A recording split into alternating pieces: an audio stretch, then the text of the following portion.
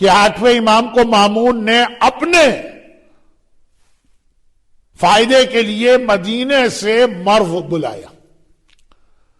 مرو آج کی دنیا میں ترکمانستان کا ایک شہر, وہاں پہ بلایا, امام وہاں پہنچے. اب مامون نے یہ امام کے لیے سارے انتظامات بھی مامون نے ہی کیے, مہمان ہے نا, ایک گھر چھوٹا سا لیا, سامان مہیا کیا, اور یہ سوچا کہ امام کی خدمت کے لیے کس کو رکھا جائے. اس کی کنیزوں میں ایک شیعہ کنیز تھی. اس نے سوچا کہ یہ کنیز امام کے لیے بہت مناسب رہے گی, اس لیے اور کسی کو بھیجوں گا, وہ خالی نوکری کرے گا. یہ تو امام کی اپنی شیعہ, یہ نوکری نہیں کرے گی, یہ تو دل سے امام کی خدمت کرے گی. بہت فرق پڑ جاتا ہے نا, ایک آدمی کا کوئی اٹیچمنٹ نہ ہو کسی چیز سے, کسی جگہ سے, وہاں پہ وہ کام کرے گا, خالی جاب کرے گا, وفادار نہیں ہوگا. باتیں بہت لمبی ہے, میں بہت مختصر کر رہا ہوں. جنہوں نے یہ واقعہ مجھ سے پہلے سنا ہے وہ حیران ہوں گے, یہ مولانا اتنا مختصر کر کے پڑھ رہے ہیں. جی ہاں, وقت بہت زیادہ گزر گئے. اب یہ کنیز شیعہ کنیز تھی, اور اس کا پوتا جو تھا اسے 8ویں امام کے حالات معلوم کرنے میں بہت انٹرسٹ تھا. تو اپنی دادی سے اکثر پوچھا کرتا تھا کہ بھائی آپ تو امام مامون کے شہر میں 2 سال رہے, پھر مامون نے زہر دے کے شہید کر دیا. تو کہا آپ 2 سال امام کے پاس رہی اور امام کے گھر میں رہی, تو آپ تو بہت ڈیٹیل سے بتا سکیں گی. وہ ہر موقع بے موقع پوچھتا رہتا تھا اپنی دادی سے. سردی آئی تو بھائی امام سردی میں کیا کرتے ہیں, گرمی آئی تو امام کیا کرتے ہیں, دوپہر کا کھانا کیسے کھاتے ہیں, رات کی غذا کیا, قسم. ایک بار اس نے ایسے ہی فلوک میں ایک سوال کر لیا جس کا جواب اس کو معلوم تھا کہ دادی آپ امام کے گھر میں کب تک رہیں. پتا تھا دادی کہیں گی امام کی شہادت تک, نہیں. جواب سن کے اسے اپنے کانوں میں یقین نہیں آ رہا ہے. دادی نے کہا بیٹا میں امام کے گھر میں 1 سال رہی, پھر اللہ نے میری دعا قبول کر لی اور میں امام کے گھر سے نکل آئی. ہاں, کیا مطلب اس جملے کا؟ دعا قبول کر لی, امام کے گھر سے نکل آئی. ایک شیعہ مومنہ امام کی خدمت میں تو خدمت گزار ہے نا, امام کے گھر سے نکل کے آزاد کوئی تھوڑی ہوگی, کہیں اور نوکری کرے, خدمت کرے گی.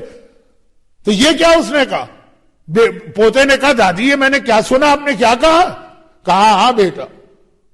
پوتا کہتا ہے کہ کیا امام کے گھر میں آپ کے لیے اتنی کوئی مشکلات تھی کہ آپ کو امام کے گھر سے نکلنے کے لیے دعا کرنا پڑی؟ کہا کہ ہاں بیٹا بہت مشکلات تھی. اب وہ کیا مشکلات تھی سن لیجیے. کوڑے پڑتے تھے, فزیکل ٹارچر کیا جاتا تھا, اٹھتے بیٹھتے اس کو برا بھلا کہا جاتا. نوکروں کے ساتھ کیا ہوتا, نوکر بھی تو پھر بھی ایک بڑا لفظ ہے, پرانے زمانے کی کنیزیں اور غلام. کیا ایسا ہوتا تھا امام کے گھر میں؟ کہا بیٹا اس میں سے کچھ نہیں ہوتا.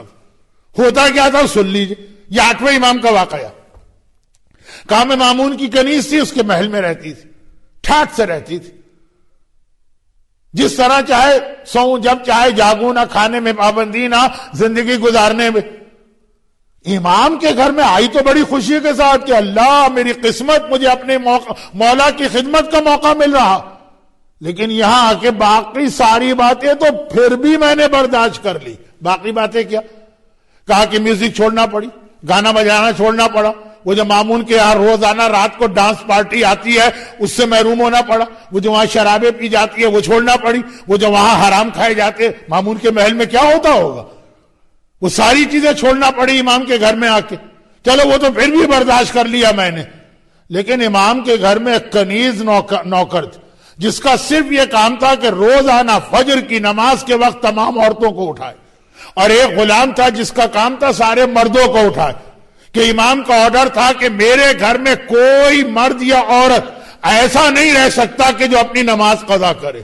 بیٹا اب جو مجھے اپنی نیند چھوڑ کر نماز کے لیے اٹھنا پڑتا تھا, زندگی کہاں گزری ہے مامون کے محل میں. وہاں کیا ہوتا تھا, رات کے 2 بجے تک ڈانس اور میوزک اور شراب چلتی تھی, پھر سوتے تھے تو صبح 12 بجے اٹھتے تھے.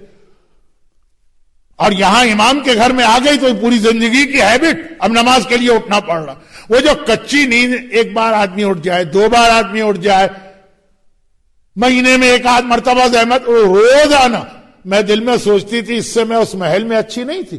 نام بھی امام کا لیتی تھی, محبت بھی امام سے کرتی تھی, کھاتی اپنی مرضی کی, پہنتا اپنی مرضی کی, سونا اور جاگنا اپنی مرضی کی.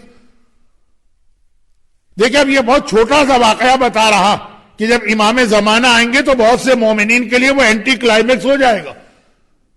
سمجھ رہے کووڈ-19 سے ہم گزرے اور اتنے پرابلم سے گزرے اور امام آ گئے, اب تو ہمارے لیے دنیا ہماری ہے, جو دل چاہے کرے. معلوم ہوا امام کے آنے کے بعد تو ہم کو وہ کرنا پڑے گا جو آج کل تو ہم کسی عالم سے سننے کو تیار نہیں ہیں.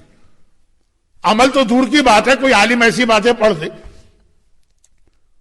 دیکھیے یہ میری فیلڈ نہیں ہے, نہ میں اس کو میں جانا چاہتا ہوں, لیکن مثلا اسپیچ چل رہی, ایک پھلکدار تقریر ہوگی تو اس کو دیکھنے والے کتنے ہوں گے, مجھ جیسی تقریر ہو رہی ہوگی تو کتنے ہوں گے دیکھنے والے.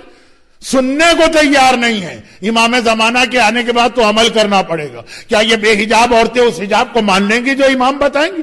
کیا یہ 24 گھنٹے گانے بجانے میں ڈوبے لوگ مان لیں گے ان تمام میوزیکل انسٹرومنٹ کو جو امام اپنے ہاتھوں توڑیں گے؟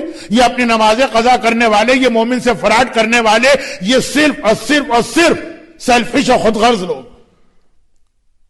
صرف اپنا فائدہ چاہیے. 8ویں امام کی حدیث ہے, مولا آپ کا شیعہ کون ہے؟ کہ ہمارا شیعہ وہ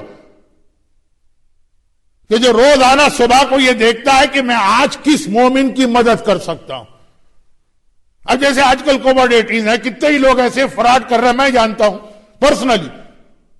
ادھر سے بھی پیسہ, ادھر سے بھی پیسہ, ادھر سے بھی راشن, ادھر سے بھی راشن, گھر دے کے یقین نہ آئے. لیکن بہت سارے ایسے شریف عزت دار ہیں, جاب نہیں ہے لوگوں کے پاس, بزنس لوگوں کے فیل ہو رہے ہیں, زندگی گزارنا مشکل ہے. 8واں امام کا میرا شیعہ وہ جو روزانہ صبح جب اٹھے تو ڈائری کھول کے یہ نہ دیکھے کہ آج میرے کیا کیا اپوائنٹمنٹ ہے, آج مجھے کس مومن کی خدمت کا موقع مل رہا. اور اگر موقع نہ ملے, یعنی کوئی مومن اپنا پرابلم لے کے آیا, ہم اس کو نہیں حل کر سکتے, وہ رو دے خدا بندہ کاش تو مجھے اس قابل کر دیتا کہ یہ میرے یہاں سے خالی ہاتھ نہ جاتا. اب وہاں ایک نماز وہ مومنہ کہتی ہے میں الگ ہوتی تو بہت اچھی تھی.